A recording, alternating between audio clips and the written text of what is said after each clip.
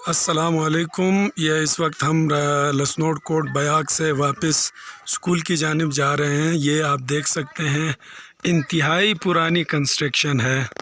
یہ جو گھر ہیں یہ قریب 500 600 1000 سال، پتہ نہیں ان کی تاریخ کا تو کوئی علم نہیں ہے، لیکن بہت ہی پرانی کنسٹرکشنز ہیں۔ بہت بڑی آبادی ہے یہاں پہ پرانی کنسٹرکشن کی۔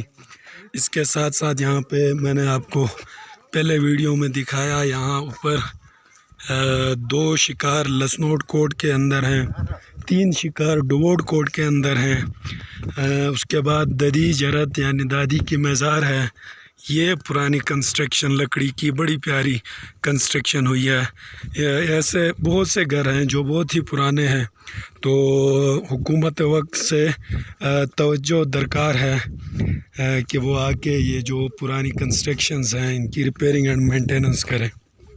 یہ جو جھنڈا جس کے اوپر نظر آ رہا ہے یہ لسنوڈ کوٹ بیاک ہے، اور اس کے بالکل بائیں جانب یہ ددی جرت ہے یعنی دادی کی مزار ہے۔ اہل سنت والجماعت کے آنے سے پہلے یہاں اس مزار پہ لوگ آتے تھے، اپنی منتیں مانگتے تھے۔ بڑا ہی خوبصورت بنایا گیا ہے، لکڑی کا کام انتہائی زبردست کیا گیا ہے، جو کہ اس دور میں بالکل نہیں ملتا ہے۔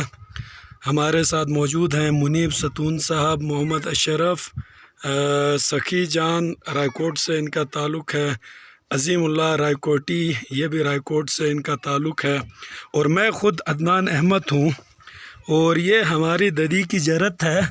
اہل سنت والجماعت کے آنے سے پہلے لوگ اپنی منتوں کے لیے یہاں پہ مٹھائیاں، پیسے وغیرہ اس جگہ پہ رکھتے تھے۔ ان کے لیے یہ جگہ بنی ہوئی تھی، خیر ابھی جو ہے وہ خراب ہو گئی ہے، اسے توڑ پھوڑ کی شکار ہو گئی ہے۔ اوپر اس کی چھت بھی توڑ دی گئی ہے۔ بہت ہی زبردست قسم کی جو ہے وہ مزار بنایا گیا ہے یہاں پہ۔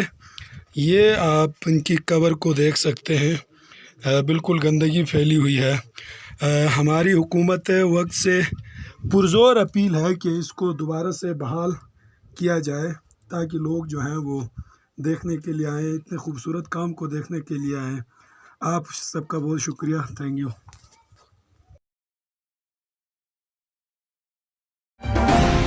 ہمالیہ ٹائمز، انسانیت کی آواز۔